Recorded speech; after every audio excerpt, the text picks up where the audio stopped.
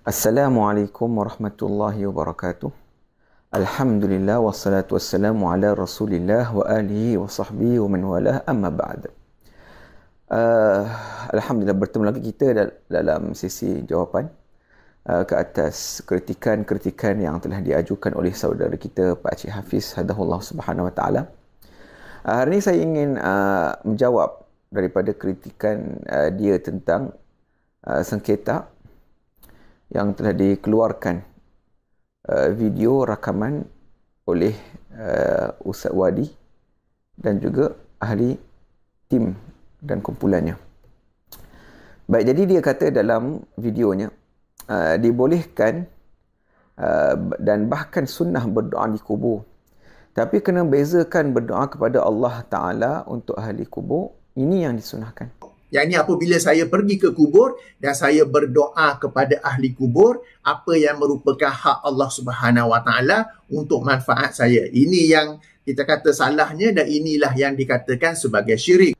Kami para asatidzah ahli sunnah, kami mengkritik berdoa kepada ahli kubur.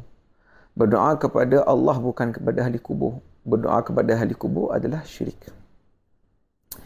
Baik, jadi saya nak beritahu kepada Pak Cik Hafiz bahawa berdoa kepada ahli kubur, iaitu bertawassul ataupun beristighatsah, adalah daripada masalah dhanniyah, bukan qat'iyah. Ia terkait dengan furu' ataupun dipanggil hukum ahkam syariat, bukan akidah. Jadi ada satu kaedah yang saya nak sharekan kepada tuan-tuan dan puan-puan, khususnya pada Pak Cik kita, Pak Cik Hafiz, bahawa apabila ada perselisihan dalam masalah dhanni, dalam masalah hukum ahkam yang bukan qat'i, maka perkataan atau pandangan kita memang betul dan ada kemungkinan salah. Dan pandangan orang yang lain pula salah yang kita anggap, tetapi ada kemungkinan ia betul. Jadi ini kaedah yang sepatutnya kita kena fahami dalam setiap bab tentang hukum ahkam dhanni ataupun syar'i, masalah yang bukan terkait dengan qat'i.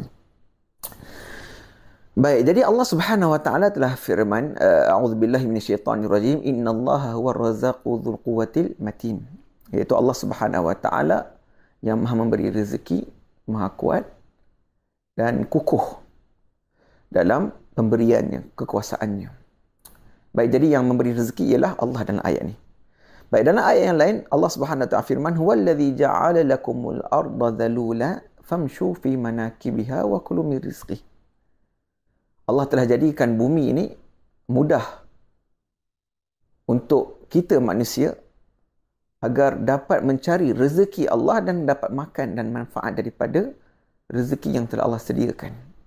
Maknanya Allah serahkan kepada kita untuk mencari rezeki, dan daripada situlah apa yang kita dapat faedah daripadanya ialah wa kulu min rizqihi, kita dapat makan, dan sudah tentu bila kita dapat makan, kita boleh berikan kepada orang lain untuk mereka makan.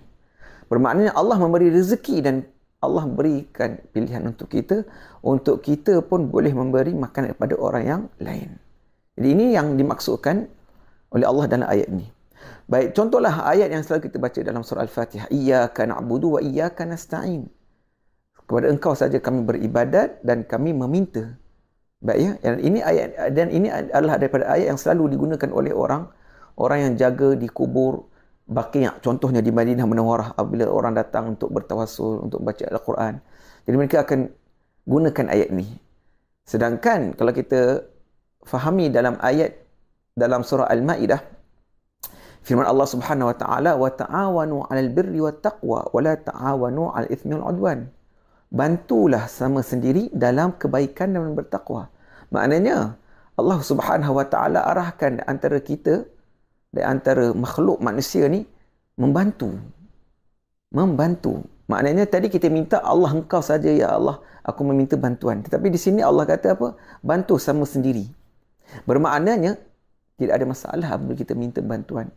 Sama ada orang yang hidup, apatah lagi yang mati, kerana kedua-duanya makhluk. Tidak memberi faedah, tidak memberi mudarat. Baik, jadi apabila Pak Cik mengatakan syirik, saya tak tahu kenapa syirik. Sedangkan dalam ayat-ayat ini sangat jelas bahawa Allah telah memberikan kekuasaan itu kepada kita manusia untuk memberikan sedikit daripada yang Allah kurniakan kepada kita untuk orang yang lain. Jadi tidak ada syirik. Tidak ada syirik. Dan ayat pun telah sangat jelas bahawa Allah telah berikan kekuatan itu kepada manusia. Baik, saya nak beritahu juga kepada Pak Cik Hafiz bahawa dalam fatwa Muhammad bin Abdul Wahab, pengasas Salafi dan Wahabi ini, dan dia mengatakan bahawa pandangan Imam Ahmad bertawassul kepada Nabi itu sahaja yang dibolehkan, maknanya secara khusus. Baik, sedangkan ulama Hanabilah, yang mana dia, iaitu Muhammad bin Abdul Wahab, mengatakan tidak boleh beristighathah, meminta bantuan daripada makhluk secara mutlak. Sedangkan dalam pandangan Imam Ahmad, beristighathah dengan Nabi Muhammad SAW dibolehkan. Tapi kemudian dia kata apa? Ulama Hanabilah mengatakan secara mutlak satu makhluk pun kita tak boleh minta bantuan daripadanya. Ini daripada fatwa Muhammad bin Abdul Wahab. Dan ini adalah daripada percanggahan dari sudut pandangan. Satu dia kata makhluk secara mutlak, kemudian Nabi pula boleh diistighathah, sedangkan Nabi pun adalah makhluk sallallahu alaihi wasallam. Baik, dan sebenarnya dalil untuk orang yang bertawassul dan beristighathah ni memang dah ada.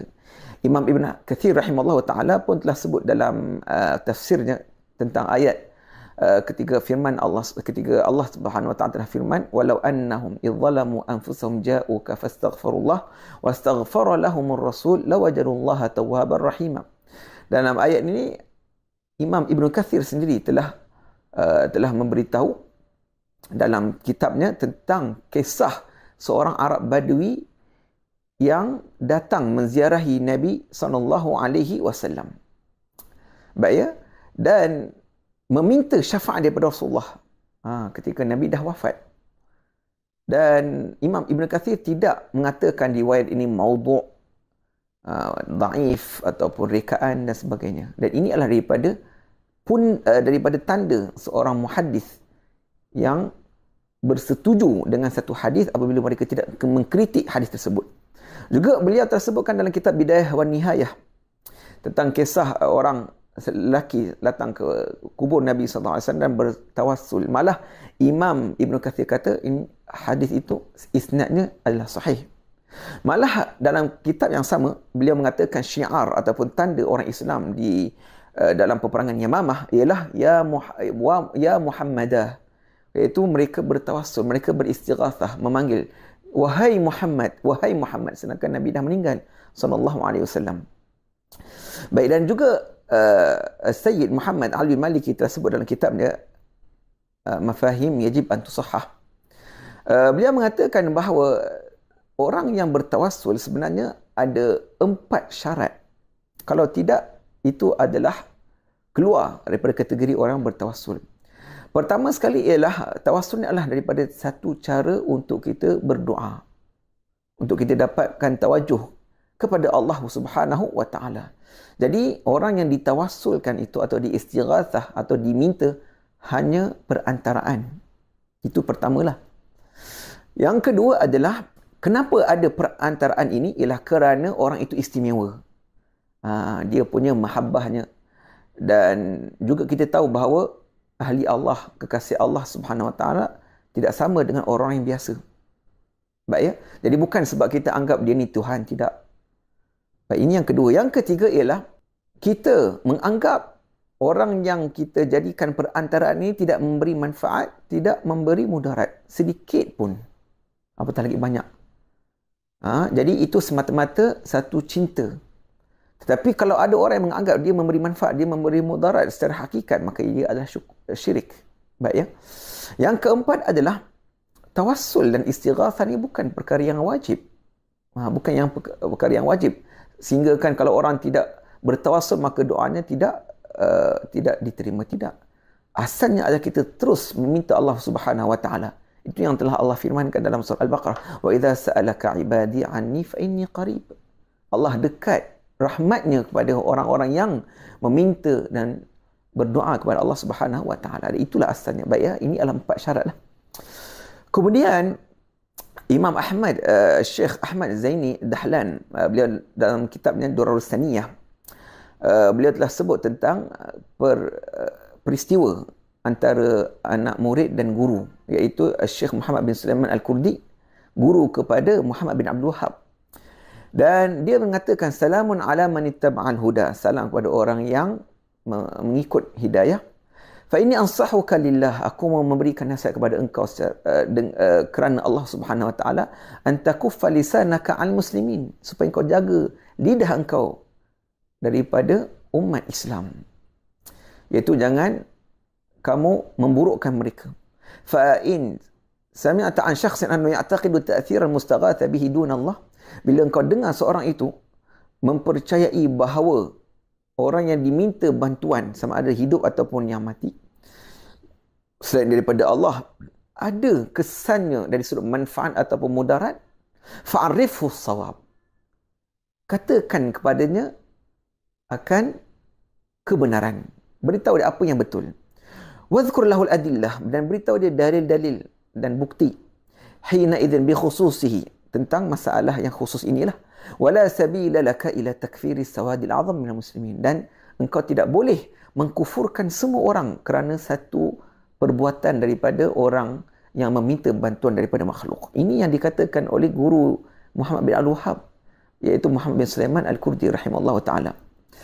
Baik, dan juga abang kepada Muhammad bin Abdul Wahab, Qadi Sulaiman bin Abdul Wahab, dalam kitabnya Sawa'iqul Ilahiyah, beliau mengatakan bahawa daripada Ibn Taymiyah dan Ibn Qayyim, innal jahila wal mukhti'a min hadhihi ummah, orang yang tersilap daripada umat ini, walau amila minal kufri wasyirk, walaupun dia telah buat perbuatan syirik dan kufur, ma yakunu sahibu musyrika, orang yang buat perbuatan itu bukanlah musyrik, bukanlah syirik, au kafira, annahu yu'dharu bil jahli wal khata', tetapi dia diuzurkan, dimaafkan kerana kejahilannya dan kesalahannya, hatta tatabayyan lahul hujjah, sehinggalah hujjah dan dalil dan bukti ternyata padanya, allati yukfaru tarikuha bayyinan wadihan la yaltabis ala mithlihi, yang mana dia bila dengar bukti tadi,